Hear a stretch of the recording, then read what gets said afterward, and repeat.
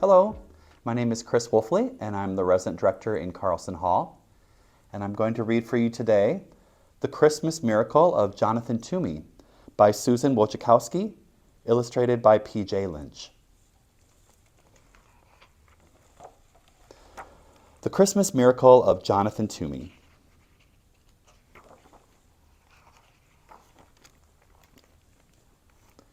The village children called him Mr. Gloomy. But in fact his name was Toomey, Mr. Jonathan Toomey. And though it's not kind to call people names, this one fit quite well. For Jonathan Toomey seldom smiled and never laughed.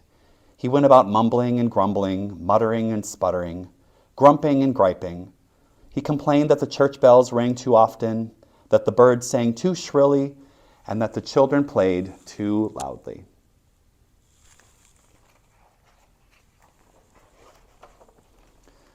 Mr. Toomey was a woodcarver. Some said he was the best woodcarver in the whole valley. He spent his days sitting at the workbench, carving beautiful shapes from blocks of pine and hickory and chestnut wood. After supper, he sat in a straight-backed chair near the fireplace, smoking his pipe and staring into the flames. Jonathan Toomey wasn't an old man, but if you saw him, you might think he was, the way he walked bent forward with his head down. You wouldn't notice his eyes, the clear blue of an August sky, and you wouldn't see the dimple on his chin, since his face was mostly hidden under a shaggy, untrimmed beard, speckled with sawdust and wood shavings, and, depending on what he ate that day, with crumbs of bread or a bit of potato or dried gravy.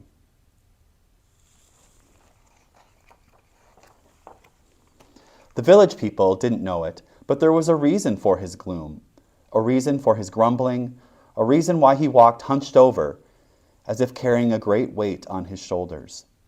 Some years earlier, when Jonathan Toomey was young and full of life and full of love, his wife and baby had become very sick.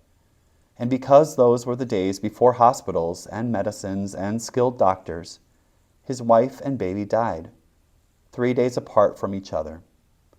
So Jonathan Toomey had packed his belongings into a wagon and traveled till his tears stopped.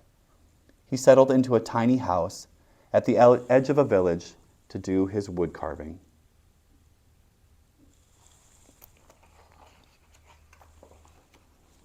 One day in early December, there was a knock at Jonathan's door. Mumbling and grumbling, he went to answer it. There stood a woman and a young boy. "I'm the widow McDowell. I'm new in your village. This is my son, Thomas," the woman said. "I'm 7 and I know how to whistle," said Thomas. "Whistling is pish-posh," said the woodcarver gruffly. "I need something carved," said the woman, and she told Jonathan about a very special set of Christmas figures her grandfather had carved for her when she was a girl. "After I moved here, I discovered that they were lost," she explained. "I had hoped that by some miracle I would find them again, but it hasn't happened." "There are no such things as miracles," the woodcarver told her. "Now, could you describe the figures for me?" "There were sheep," she told him. "2 of them, with curly wool," added Thomas. "Yes, 2, said the widow, "and a cow, an angel, Mary, Joseph, the baby Jesus, and the wise men." 3 of them, added Thomas. "Will you take the job?" asked the widow McDowell. "I will." "I'm grateful. How soon can you have them ready?" "They will be ready when they are ready," he said gruffly.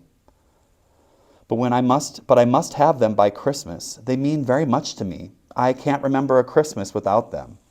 "Christmas is pish-posh," said Jonathan gruffly, and he shut the door.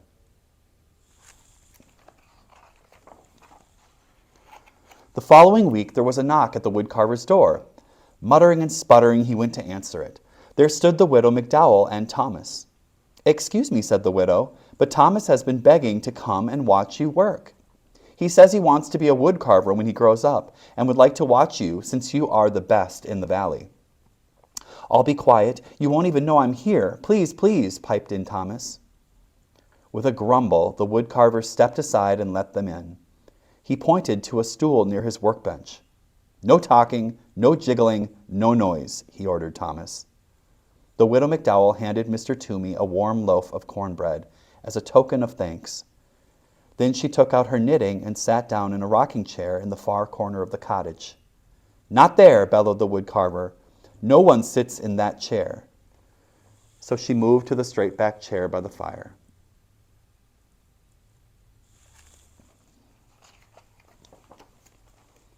Thomas sat very still. Once he needed to sneeze, he pressed a finger under his nose to hold it back. Once, when he desperately wanted to scratch his leg, he counted to 20 to keep his mind off the itch. After a long time, Thomas cleared his throat and whispered, "Mr. Toomey, may I ask a question?" The woodcarver glared at Thomas, then shrugged his shoulders and grunted. Thomas decided it meant yes, so he went on. "Is that my sheep you're carving?" The woodcarver nodded and grunted again. After a very long time, Thomas whispered, "Mr. Toomey, excuse me, but you're carving my sheep wrong." The widow McDowell's knitting needles stopped clicking. Jonathan Toomey's knife stopped carving. Thomas went on, "It's a beautiful sheep, nice and curly, but my sheep looked happy." "That's pish-posh," said Mr. Toomey. "Sheep are sheep. They cannot look happy." "Mine did," said Thomas. "They knew they were with the baby Jesus, so they were happy." After that, Thomas was quiet for the rest of the afternoon. When the church bells chimed at 6 o'clock, Mr. Toomey grumbled under his breath about the awful noise. The widow McDowell said it was time to leave. Thomas sneezed 3 times, then thanked the woodcarver for allowing him to watch. That evening, after a supper of cornbread and boiled potatoes, the woodcarver sat down at his bench. He picked up his knife. He picked up the sheep. He worked until his eyelashes dropped shut.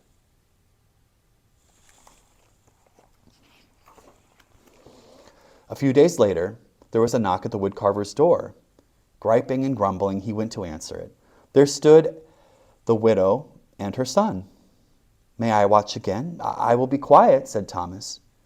He settled himself on the stool very quietly while his mother laid a basket of sweet-smelling raisin buns on the table. "The teapot is warm," Mr. Toomey said gruffly, his head bent over his work. While Mr. Toomey carved, the widow McDowell poured tea. She touched the woodcarver gently on the shoulder and placed a cup of tea and a bun next to him. He pretended not to notice, but soon both the plate and the cup were empty. Thomas tried to eat the bun his mother had given him as quietly as he could, but it was almost impossible to be 7 and eat a warm, sticky raisin bun without making various smacking, licking, satisfied noises. When Thomas had finished, he tried to sit quietly. Once he almost hiccuped, but he took a deep breath and held it till his face turned red. And once, without thinking, he began to swing his legs, but a glare from the woodcarver stopped him, and he kept them so still they fell asleep.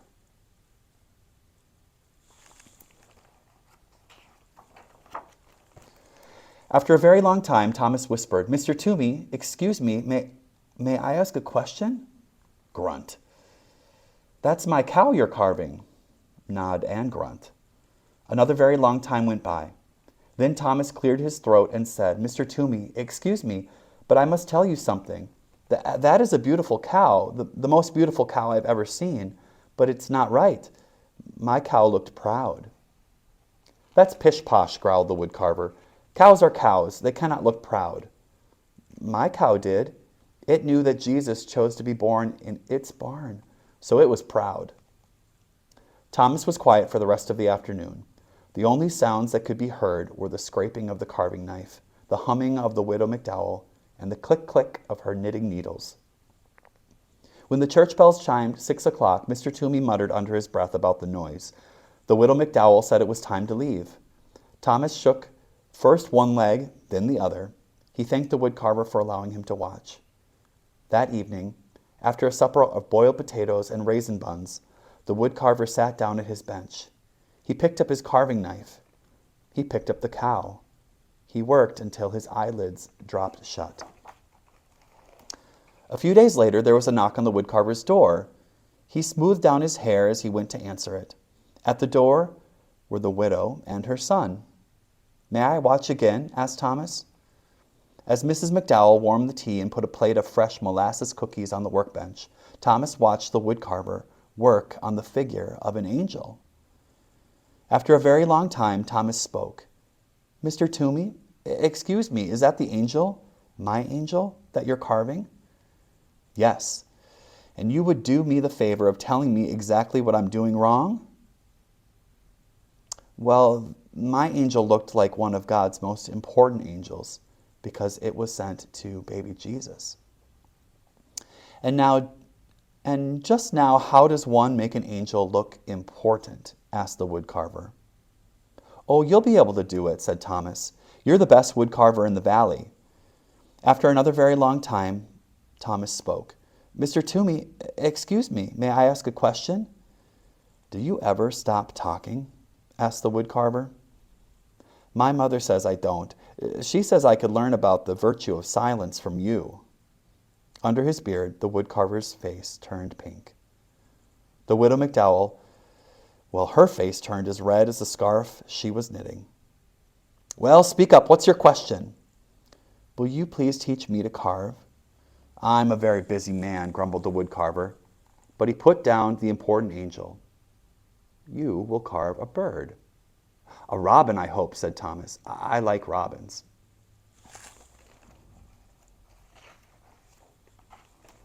With a piece of charcoal, the woodcarver sketched a robin on a piece of brown paper. He handed Thomas a small block of pine and a knife. He showed him how to lop the corners from the block and slowly smooth the edges of the wood into curves. Thomas copied the woodcarver's strokes, head bent, tongue working from side to side of his lower lip as he concentrated. When the church bells chimed 6 o'clock, Jonathan Toomey was holding Thomas's hand in his, guiding the knife along the edge of a wing. He didn't hear the bells ringing. The widow McDowell said it was time to leave. Thomas brushed wood shavings from his shirt. Then he reached out and brushed 2 especially large pieces of wood shaving from Jonathan Toomey's beard. He thanked the woodcarver for teaching him how to carve. Later, after a supper of boiled potatoes and molasses cookies, Jonathan Toomey went to his workbench. He thought for a long time. He sketched drawing after drawing.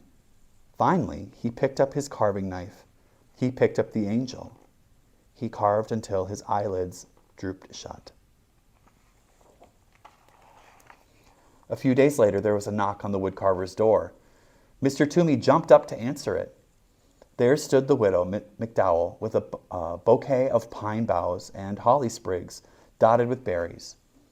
And there stood Thomas, clutching his partly carved robin. While Thomas and Mr. Toomey carved, Mrs. McDowell put the branches in a jar of water.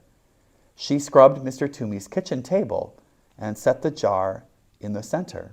On a pretty cloth she embroidered with lilies of the valley and daisies, which she found in a drawer below the cupboard.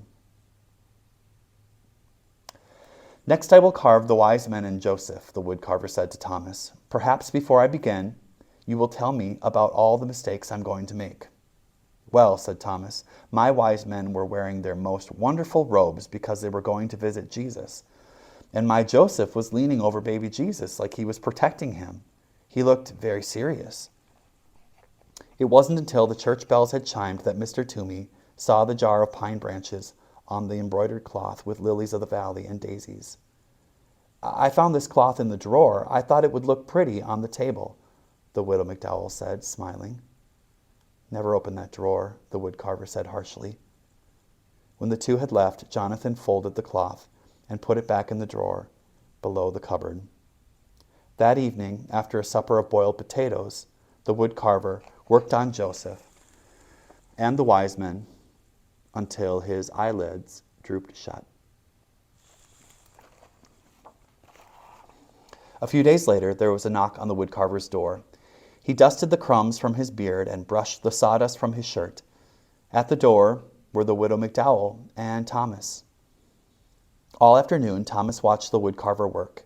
When it was time to leave, Jonathan said to Thomas, I'm about to begin the last 2 figures, Mary and the baby. Can you tell me how your figures looked? They were the most special of all, said Thomas. Jesus was smiling, and reaching up to his mother, and Mary looked like she loved him very much. "Thank you, Thomas," said the woodcarver. "Tomorrow is Christmas. Is there any chance the figures will be ready?" the widow McDowell asked. "They will be ready when they are ready." "I understand," said the widow, and she had handed Jonathan 2 packages. "Merry Christmas," she said. Jonathan folded his arms across his chest. "I want no presents," he said harshly.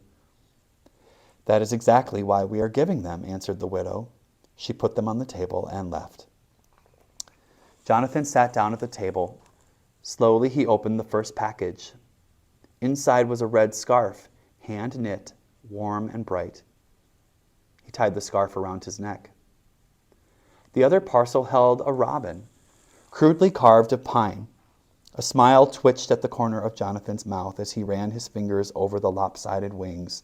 He dusted the fireplace mantel with his sleeve and placed the robin exactly in the center, so he could look at it from his chair. The woodcarver did not eat supper that day. Instead, he began to sketch the final figures, Mary and Jesus. He drew Mary, then wadded the sketch into a ball and tossed it on the floor. He drew the baby, wadded the sketch into a ball, and tossed it with the first. He sketched again. Once more, he crumpled the paper. Soon there was a small mountain of crumpled paper at his feet. He picked up a block of wood and tried to carve, but his knife would not do what he wanted it to. He hurled the chunk of wood into the fireplace and sat, staring into the flames.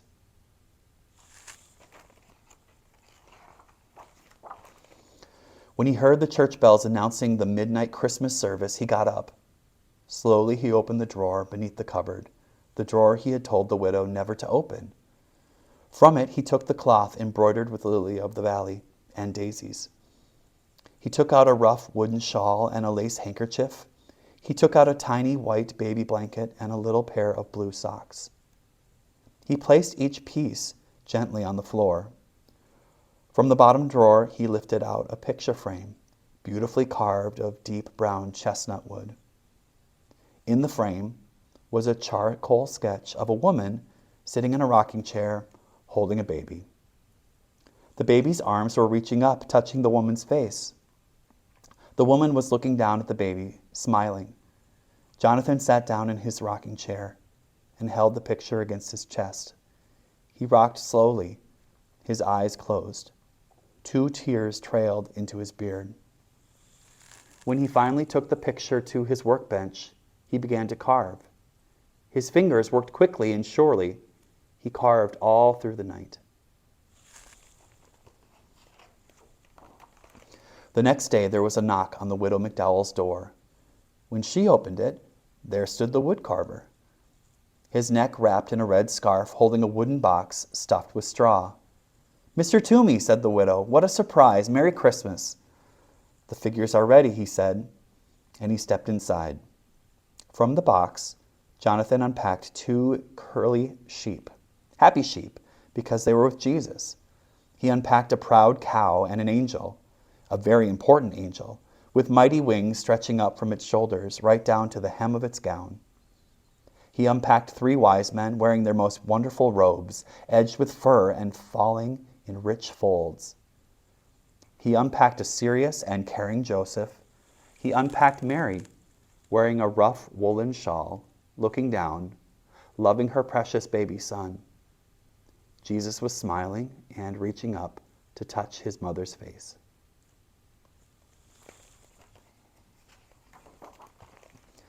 That day, Jonathan went to the Christmas service with the widow McDowell and Thomas. And that day, in the churchyard, the village children saw Jonathan throw back his head, showing his eyes as clear as an August sky, and laugh. No one ever called him Mr. Gloomy again.